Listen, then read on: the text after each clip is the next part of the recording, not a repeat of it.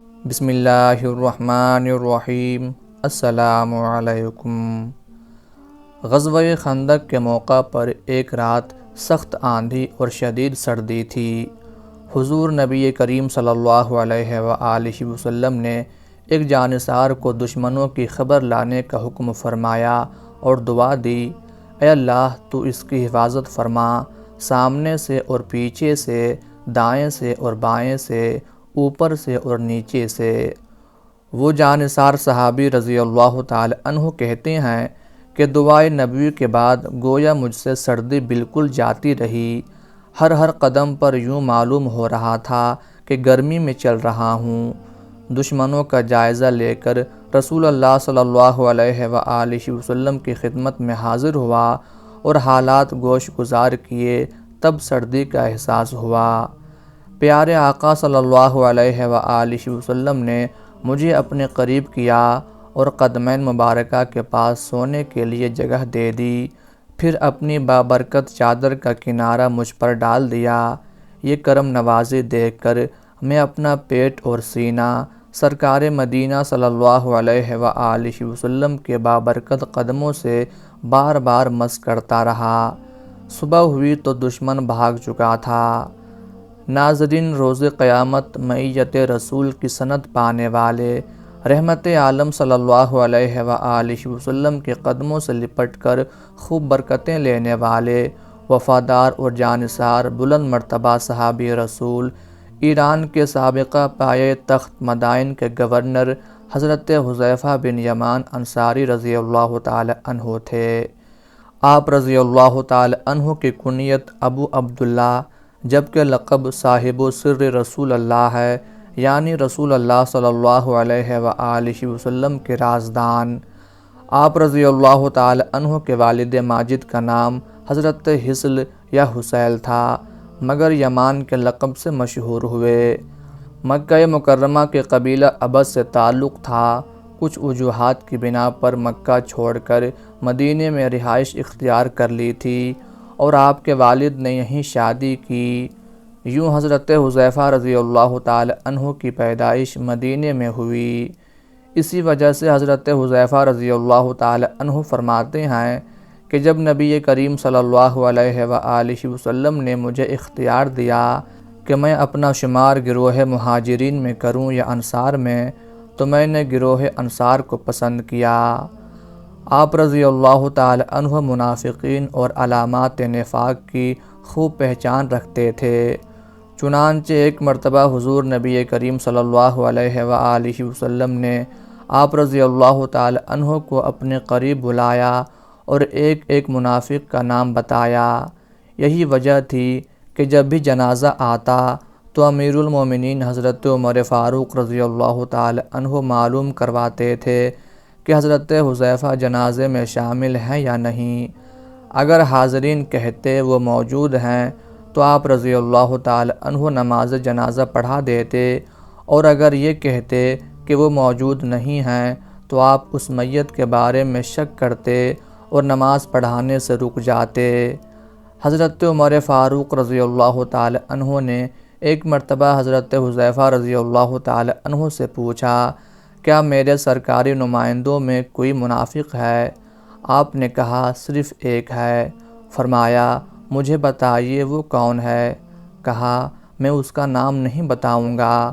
حضرت حذیفہ رضی اللہ تعالی عنہ فرماتے ہیں تھوڑے عرصے ہی بعد حضرت عمر رضی اللہ تعالی عنہ نے اس نمائندے کو منصب سے الگ کر دیا۔ مجھے یوں معلوم ہوا کہ اس سلسلے میں اللہ تعالیٰ نے حضرت عمر رضی اللہ تعالی عنہ کی رہنمائی فرمائی۔ ایک مقام پر آپ رضی اللہ تعالی عنہ فرماتے ہیں کہ اللہ کی قسم میں نہیں جانتا کہ میرے ساتھی بھول گئے ہیں یا جانتے ہوئے انجان بن رہے ہیں۔ واللہ دنیا کے خاتمے تک جتنے بھی ایسے فتنہ پرور لوگ آئیں گے جن کے پیروکار 300 یا اس سے زائد ہوں گے، ان سب کا نام، ان کے باپوں کا نام، ان کے قبیلوں کا نام رسول اللہ صلی اللہ علیہ وآلہ وسلم نے ہمیں بتا دیا ہے۔ حضرت عمر فاروق رضی اللہ تعالی عنہ جب کسی شخص کو کوئی عہدہ سپرد فرماتے تو وہاں کے لوگوں کے نام یہ تحریر دیتے کہ جب تک یہ تمہارے درمیان عدل کریں تو تم ان کی اطاعت کرنا۔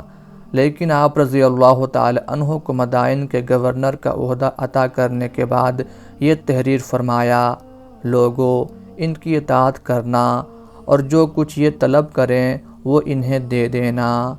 آپ رضی اللہ تعالی عنہ نہایت سادہ طبیعت تھے اور تکلفات میں پڑنے سے بچتے تھے، چنانچہ دراز گوش یعنی گدھے پر سوار ہو کر بڑی بے نیازی سے دونوں پاؤں ایک جانب لٹکائے ہوئے شہر مدائن میں گورنر کی حیثیت سے داخل ہو گئے، جبکہ شہر کے لوگ منتظر ہی رہے اور اندازہ بھی نہ لگا پائے کہ نیا گورنر کون ہے۔ بعد میں معلوم ہوا تو دوڑ کر آپ رضی اللہ تعالی عنہ کی خدمت میں حاضر ہوئے۔ اس وقت آپ رضی اللہ تعالی عنہ نے ہاتھ میں پکڑی ہوئی روٹی اور ایک بوٹی تناول فرما رہے تھے۔ لوگوں نے ضروریات کے بارے میں دریافت کیا تو آپ نے فرمایا، اپنے لیے کھانا اور گدھے کے لیے چارہ دن میں صرف 2 مرتبہ چاہیے۔ حضرت عمر فاروق رضی اللہ تعالی عنہ کو جب آپ کی مدائن سے واپسی کی اطلاع ملی تو مدینے آنے والے راستے پر آپ کا انتظار کرنے لگے تاکہ آپ کی پہلے والی اور موجودہ حالت کو ملاحظہ فرما سکیں۔ جب آپ رضی اللہ تعالی عنہ کو پہلی حالت پر دیکھا یعنی گورنری کے بعد بھی خالی ہاتھ ہی تھے تو خوش ہو کر آپ کو گلے سے لگا لیا اور فرمایا، تم میرے بھائی اور میں تمہارا بھائی ہوں۔ آپ رضی اللہ تعالی عنہ نے غزوہ بدر کے علاوہ تمام غزوات میں شرکت کی۔ دور فاروقی میں نہاوند کی جنگ میں امیر لشکر حضرت نعمان بن مقرن رضی اللہ تعالی عنہ کی شہادت کے بعد جھنڈا اپنے ہاتھ میں لیا۔ 22 ہجری میں ہمدان، رے اور دینور کی فتوحات کا صحرا آپ کے سر پر سجا۔ بوقت انتقال بہت زیادہ رو رہے تھے۔ کسی نے وجہ پوچھی تو فرمایا، اس لیے نہیں رو رہا کہ دنیا چھوٹ رہی ہے، کیونکہ موت مجھے محبوب ہے، لیکن رونے کی وجہ یہ ہے کہ میں نہیں جانتا کہ جب مجھے آگے پیش کیا جائے گا تو اللہ مجھ سے راضی ہوگا یا ناراض۔ آپ رضی اللہ تعالی عنہ کا وصال مبارک خلیفہ ثالث حضرت عثمان غنی رضی اللہ تعالی عنہ کی شہادت کے 40 دن بعد غالباً 28 محرم الحرام 36 ہجری کو مدائن یعنی سلمان پاک میں ہوا۔ یہیں آپ رضی اللہ تعالی عنہ کا مزار پر انوار ہے۔ وصال کے سینکڑوں سال بعد غالباً 20 ذی الحجہ 1351 ہجری کے دن قبر میں نمی آ جانے کے باعث حضرت حذیفہ اور حضرت جابر رضی اللہ تعالی عنہما کے اجسام مقدسہ کی منتقلی ہوئی تو پوری دنیا سے آنے والے لاکھوں زائرین نے اپنی آنکھوں سے دیکھا کہ الحمدللہ عز وجل دونوں اصحاب رسول رضی اللہ تعالی عنہما کے اجسام مقدسہ اور پاکیزہ کفن یہاں تک کہ داڑھی مبارک کے بال تک بالکل صحیح سلامت تھے۔